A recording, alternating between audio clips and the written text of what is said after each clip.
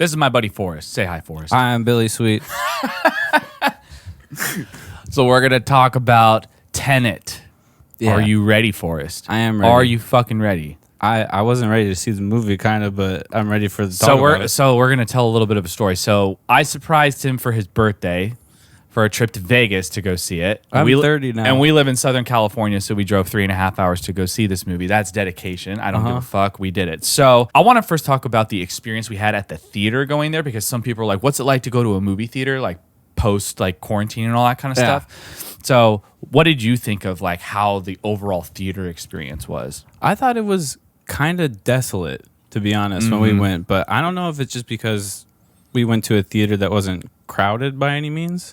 But it was clean. It was kind of odd. It was so weird. I felt kind of weirded out by the whole process, but Yeah. It almost felt like apocalyptic. kind of felt like feel I was like. breaking a rule. Yeah, it literally bit. felt like we were like breaking into somewhere and being like, are we supposed to even be here? Yeah, it just like our transference back into regular like society shit is still odd in my head, Yeah. No, I feel it. but I thought it was cool. It was very, like, as you said, desolate. It felt like we did go on a Monday, so I felt like it was that had to do with it too, but also it was like early access, which we had. So This is true. I feel like maybe not a lot of people knew about it, but overall, I thought the experience at the theater was still really cool. Hand sanitizers like every like 10 feet. they had it in the cup holder in the chair next to the thing that like reclines it back. You could put hand sanitizer on your hand. Yeah, dude. Oh, You had to press the button. oh, I did not know that. Yeah, they had that there. That's really cool. But okay, so we're going to try and keep this as spoiler free as possible. However, if we do feel the need that we are going to spoil it, we will say, hey, spoiler fucking warning. So I want to first talk about your favorite parts in the movie, who you thought character-wise was your favorite character, kind of like what is it about this Nolan film that separates the other Nolan films?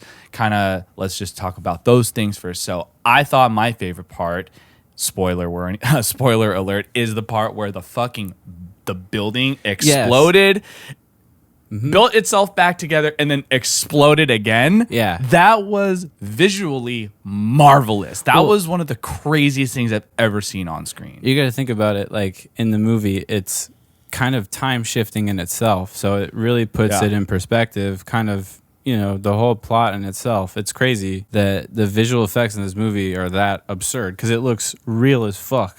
Like my head was just spinning. Yeah. Out of control. So one of the things that I actually learned about post watching the movie, after like we had come home, you had went home, I did some more like deep diving into it.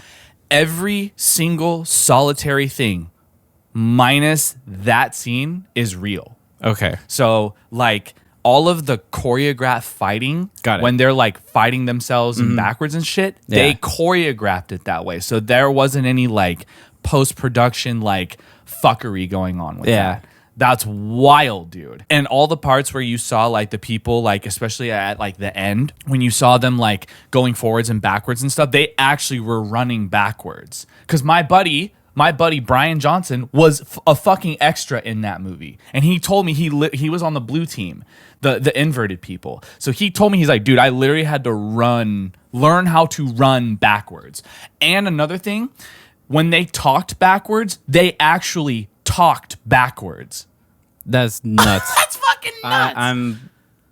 I can't, like, that. It's just too much for me. Like, honestly, it's making me hot because there's no AC on in here, and this shirt is nice, but it's too long sleeved, you know? If I were to turn on my portable air conditioner, all you would hear is and like nobody fucking wants to hear that. Saw another movie where this happens, and the next things that happened in that movie were not kosher to talk about. Yeah. What else like visually were you just like blown away by? It was specifically just how they were able to choreograph those fights too. Like that's a real big thing in my head where I'm constantly combating the idea of how that's even fucking possible. Like it's just, it goes to show you that like the hype is real around this type of shit, but it's still not perfect. You know what I mean? Yeah. By any means, like, and I hate to be a critic because I haven't made any fucking film in my life, ever. No. You know, neither have I. But like, man, like there's just some parts of it where I'm like, come on, dude, because I know like the audio mixing for me, like I'm a guy who likes to watch movies with subtitles on because I'm stupid and I need to like follow along visually, absolutely, like and verbally. So like when I hear like audio mixing and it like the score is louder than the dialogue, I just like I lose train of thought. I don't know what's going on in the film. No, that made me feel like not claustrophobic, but it definitely made me feel like fuck, my brain like is on fire. Like it couldn't comprehend what was going on. Like that's something that Christopher Nolan has been doing ever since I think like Inception or The Dark Knight Rises or something. So it's not like people notice that and everyone is always like, is it me? Like, is my fucking hearing going? But it's like that's a thing that he does, and like I kind of wish he didn't do that, but at the same time, it does. Like one of the times when we like rewatched Inception, we watched it with the subtitles, and I was able to understand it a lot more because I was able to read what was going on.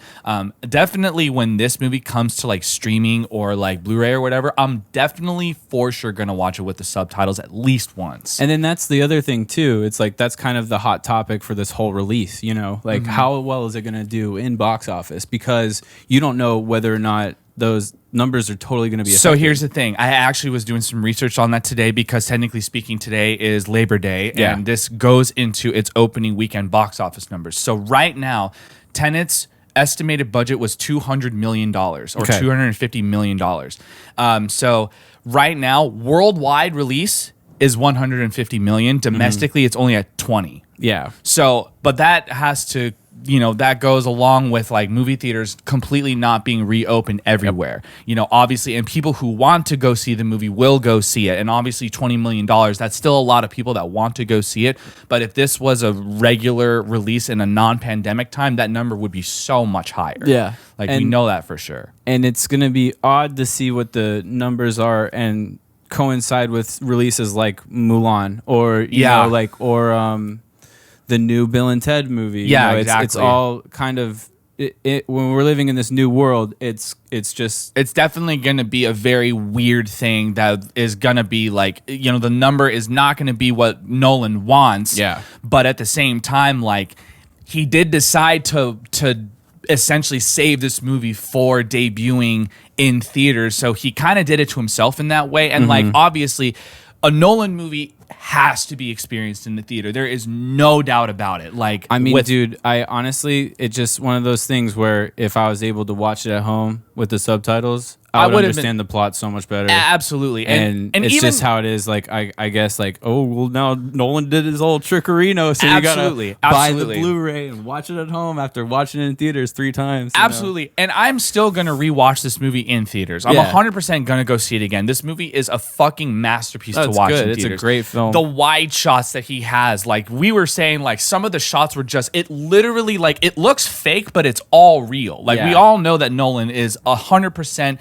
without a doubt, the most, like, real filmmaker. Every shot that is within the realm of possibility for him to do, he will do it. Like, the car chase scenes that were, like, even, like, he obviously had to reverse certain things, like, when they were on that freeway chasing, he had to probably reverse the car flipping over, because there's no fucking way in hell you can have a car flipping over that is damaged and then it go back to being not damaged. So obviously that was in post-production visual effects.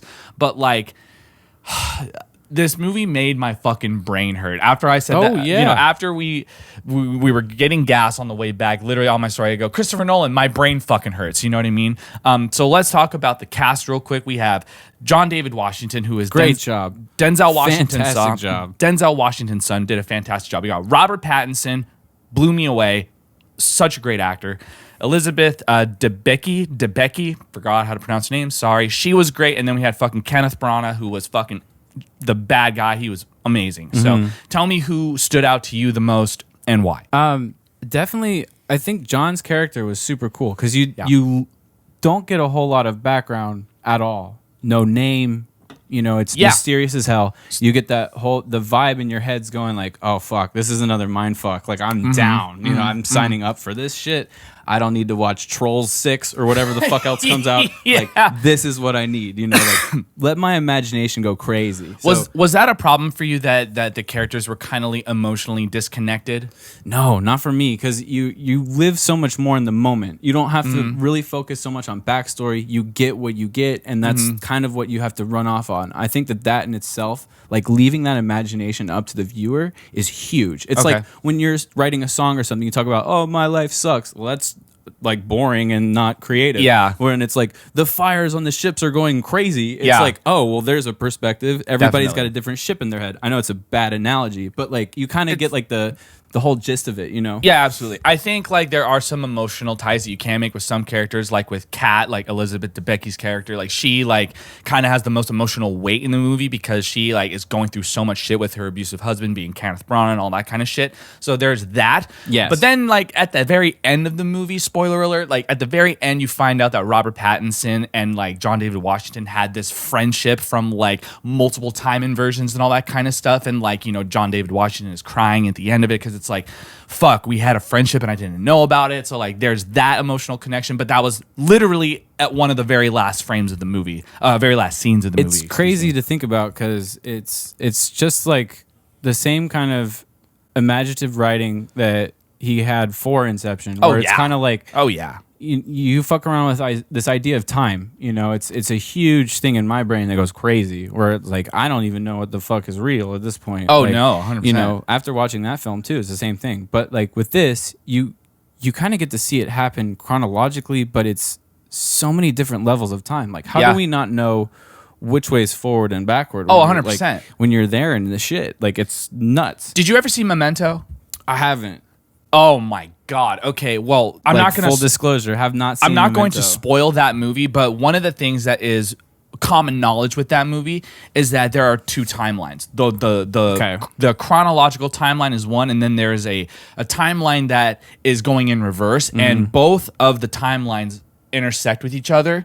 And the way that you can tell between it is color is going backwards, black and white is going forwards. Yeah. So this movie, Tenet, reminded me kind of Memento in the sense of like there are times when the movie is going forward, and then when they go backwards, it's also going forward. So it's just like that concept of time, being non-linear, is very, very prominent in this film too, which I fucking absolutely love. So one of the things that I want to talk about, where the biggest mind fuck to me in this movie was, and you mentioned this like during when we were watching it, is, spoiler alert, there's gonna be where the part where they go invert themselves back through time to heal Kat to get that antidote because she got shot with the bullet.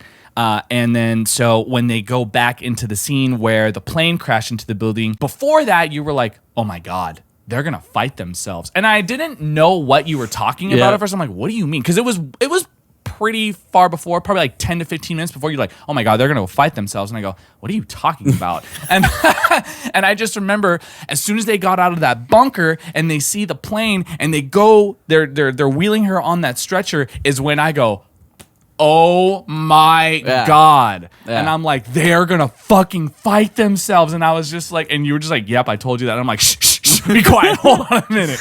Yeah, like, dude. That was where, and I did not see that coming. I mean, like, yes, I had the realization of it, but it was still one of those things where I'm like, where is this fucking movie go? I had that feeling quite a bit, surprisingly. Which to me, like, I don't know if it means anything more than just like, is it as ridiculous as an idea of Inception is, like this film?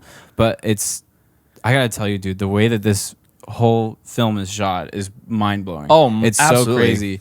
And to like gather so many different resources from watching this and kind of putting the puzzles together, I think is like part of the exciting game. That's why I get so stoked to watch these films in theaters, because it's like, like it's not like watching like, I won't throw any specific names out there for a different film, but like you go in there for sort of like your own adventure. Like you get to put this shit together in your head, where it's it's not necessarily linear, where like a lot of movies are these days.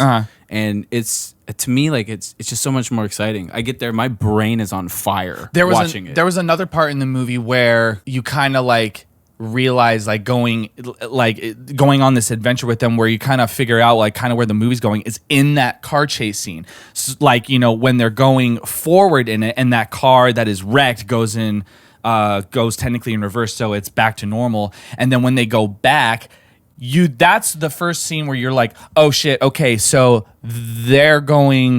when they're going backwards, the other people are going forwards, and it's like, okay, so they're going to be seeing themselves on that freeway, and I think that's kind of where you put the pieces together, where you were just like, oh shit, they're going to fight themselves, you know what I mean? So like that's kind of where I was like, okay, so this is going to go in two different ways. They're going to see their past selves going forwards, but the people that the timeline that we're following is going backward. It's such a fucking like I don't even know if I explained that right. I literally don't even know. So this plot line is so hard to explain. It's so hard to explain, dude. And it's one of those films where you kind of just have to see it to believe it. You know? Yeah, like, you really do. I mean, like I can't talk enough good shit about this movie. Seriously, same. It's really good. Like I had a great time. The fact that we spontaneously drove to Vegas, yeah, man, to go see it, even Such more a so, like so great, so cool, and the vibes were cool, and it's crazy this world we're living in, and you get to watch a movie kind of about time where we seemingly watched summer disappear in front of us. For real, yeah, man.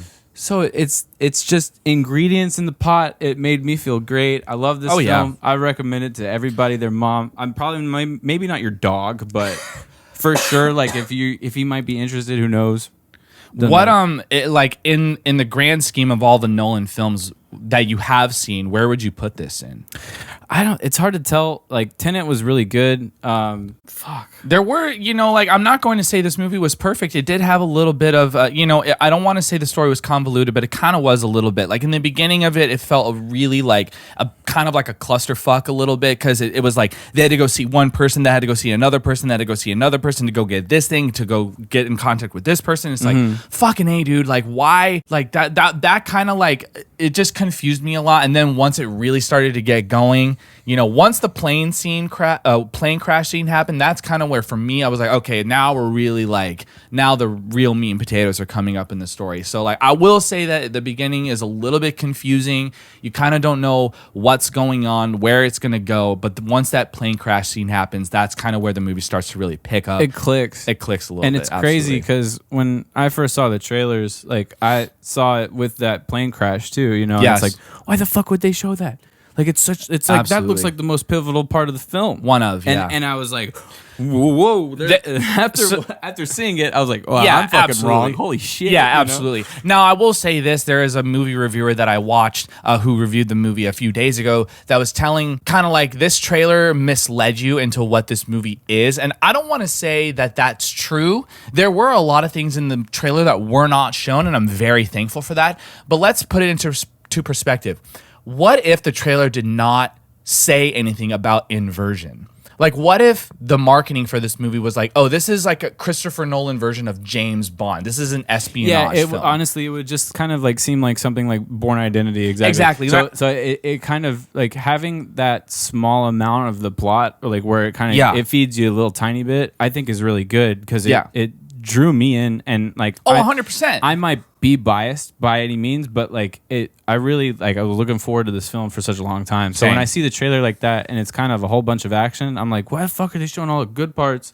And then you see the film and it's like, holy shit. There's way more to it than that. It's so much more. So I will give the marketing team for this movie that they did a good job enticing you into watching the movie. I will say that.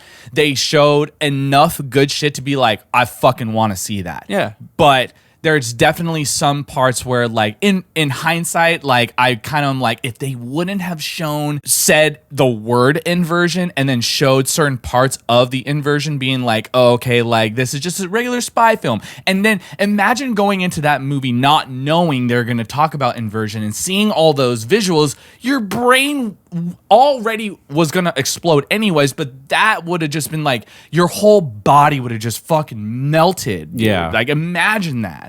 But we have the movie that we have now, and honestly, I want to say that in the Nolan canon that we have, I've seen every single movie Nolan has done, and I would say that this is like top 5, maybe not top 3, but at least top 5. What's your top 3?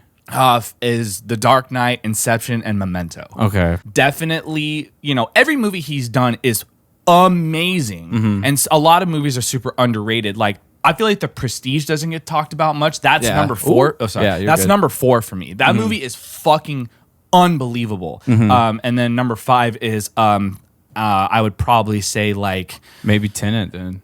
Yeah, I would say Tenet for sure. I mean, like I said, and that's no knock on. Yeah. I don't think the movie's bad at all. I fucking love this movie. I mean, to me, dude, it gets a fucking A+.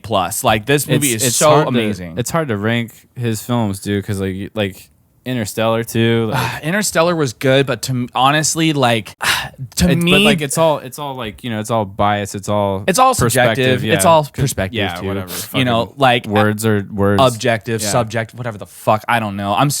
My brain is still reprocessing itself from seeing this movie. Honestly. I'm still really stoned as well, so it's like perfect. Yeah, you know, exactly. Like, but I would say that probably the best movie that you're gonna see this year. Absolutely. I really do think so, because there aren't a lot, and yeah, absolutely. That is very true, especially theatrical releases. So if you get the chance, go see this. Like, what would you rank it? Out of what 10? do you mean? Oh, A+, 10. A+, 10? Hard 10, dude. 100%, without a doubt.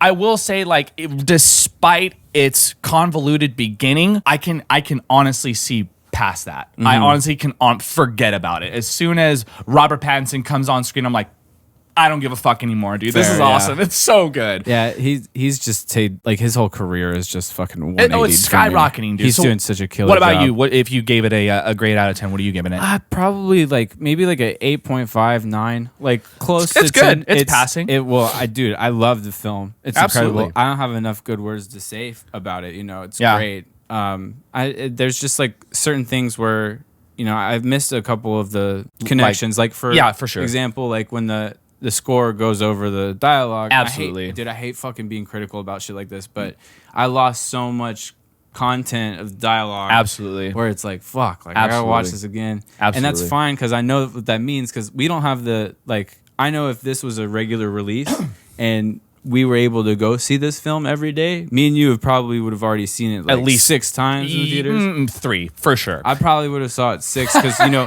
you go forwards and then backwards, that counts as 2. Like, that's like the whole. Hey, you know what? You're not wrong. Movie, so. You're fucking not wrong. I mean, the good thing is in San Diego County, theaters are reopening. My friend Ian just saw Tenet today for his first time. He's making a review about it. I didn't want to talk to him about it yet, just because I wanted to see what he thought, and then I want to talk to him about it in person.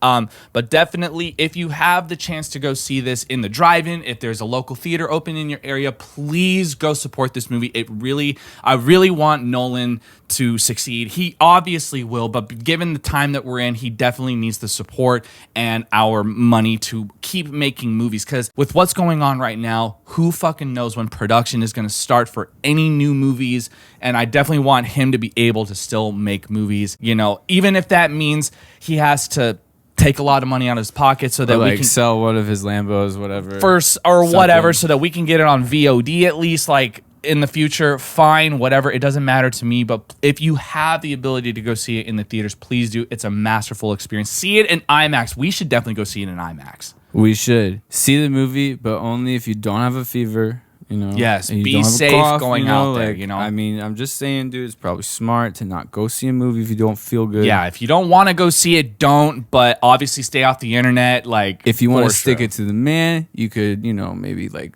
Google search something. I don't know, something little. I'll look it up. I don't know what to tell you. Like, I don't know if Backpage still exists, so you could try that. I don't know. Maybe like Christopher Nolan maybe like a OnlyFans sometime soon. Oh, you could like you know what I mean. We could watch the film like on our phones. That'd be nice, dude. You know, like, Nolan fans, get with the fucking program. Oh my god, that would be fucking incredible. Yeah. But anyways, if you do go see it, please be safe. Wear your mask, hand sanitize, all that shit. Don't be a dick. Don't give the theater staff shit for all the shit that they're putting up with. It's hard out there, man. It's fucking hard. Buy a glizzy when you go see this fucking film too, sake. dog. And like, on that note, dude. On that note, please go see this movie. Thank you guys for watching. We'll see you next time. Bye. Bye.